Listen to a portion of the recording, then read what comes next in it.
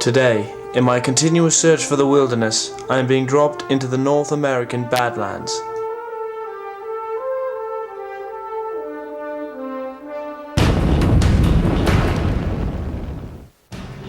I am being dropped from a height of over 20,000 feet.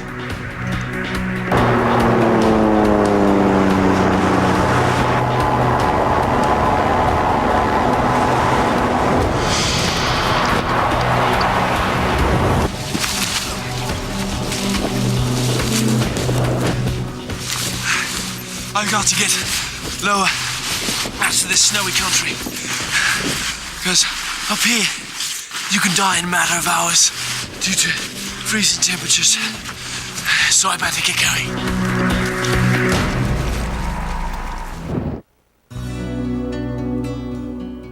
I've come across some coyote droppings, so that means that there is wildlife in the area. It looks like this coyote was feeding mainly on wild rabbits. The first wild game I came across was not what I expected. Wild mustangs are common in these parts. Wild horses are an excellent source of protein, but these big animals can be extremely hard to take down, especially without a firearm. And although I don't have a firearm with me, I do try to get close to them.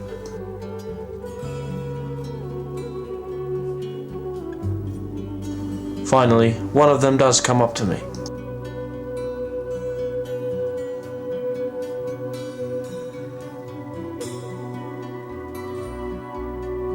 It's a real thrill just to touch one of these magnificent animals. I leave the horses behind me so that I can build a fire and make something to eat. Got to get a fire going before it gets dark. Gracias.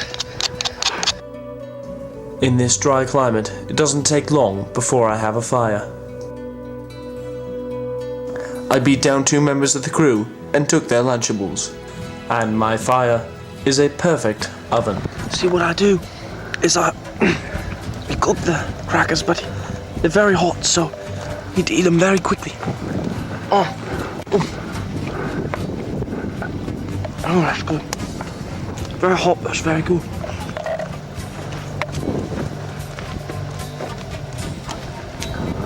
This one's not quite done yet, so I'm gonna just put it back in.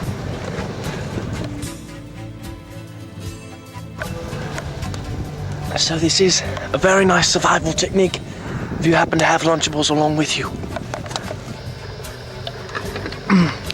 That was really good. That ham was packed full of protein. But now what we're looking for is a source of vitamin C.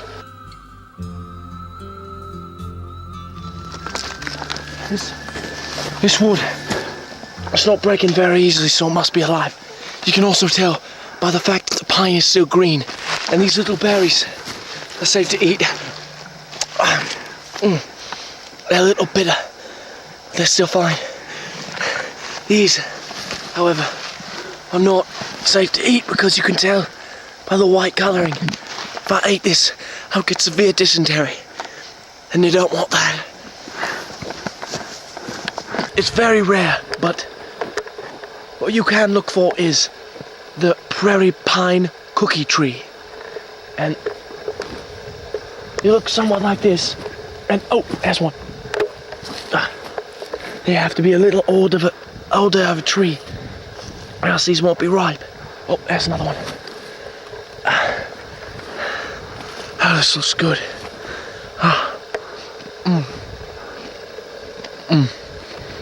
Oh, that's great. It's also a great source of vitamin C. After my meal, I'm in desperate need of water. I climbed up to this ridge so that I can get a vantage point, so I can find water. Because if you don't have water, you can die of thirst in a matter of hours. There's a ravine there.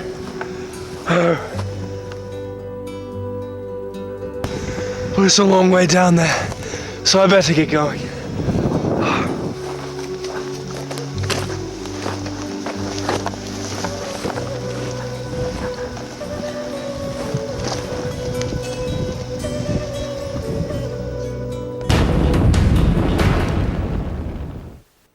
After about a 5-mile hike, I reached the water. I've made it to the water. Now, this may look very dirty, but it's actually quite clean. Underground springs are a blessing in this arid country. At the rate I'm dehydrating, I need to drink about 4 liters of water every hour.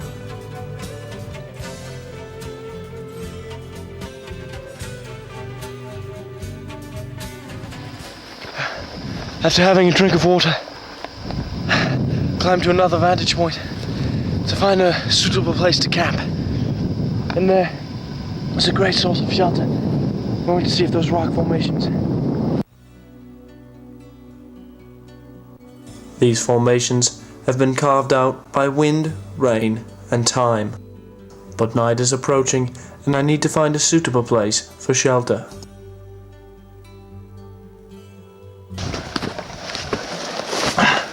I found what appears to be the best shelter for the night. So, what I'm going to do, I'm going to ease my way in here. I'm going to use my parachute as a pillow.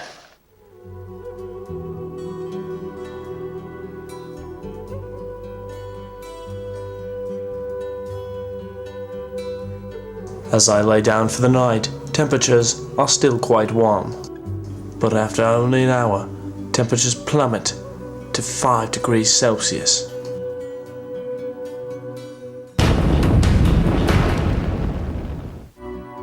As the sun begins to set, I realize I'm in trouble. I need to get a fire going and fast. Here, I'm using an ancient Lakota Sioux technique. The word Sioux is French for snake in the grass. My fire promises to keep me warm throughout the night.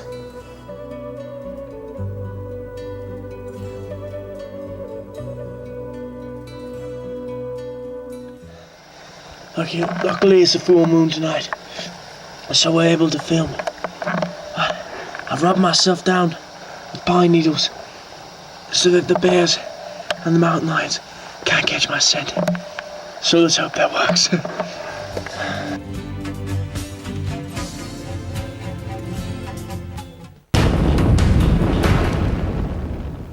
The next morning, I'm ready to eat. What we have here is a buffalo. I don't have the proper equipment to kill one of those, so I really don't want to mess with that. So that could easily chase me down at 40 miles an hour. It's too bad though. That'd have been a lot of meat.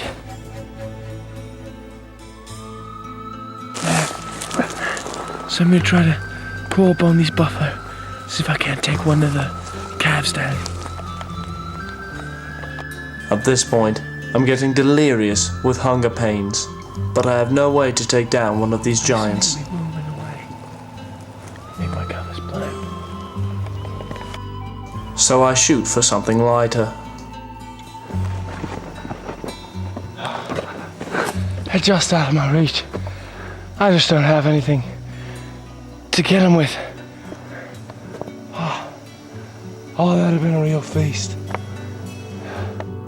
As I calculate how much daylight I have left, I realize I'm in serious trouble. I have to either find food or find my way out. In my 2 days here in the North Dakota Badlands, it's really taught me to respect Lewis and Clark and the expeditionees who went through here. But through sheer perseverance and survival skills, you can make it to the road. That's my way out. We better get going.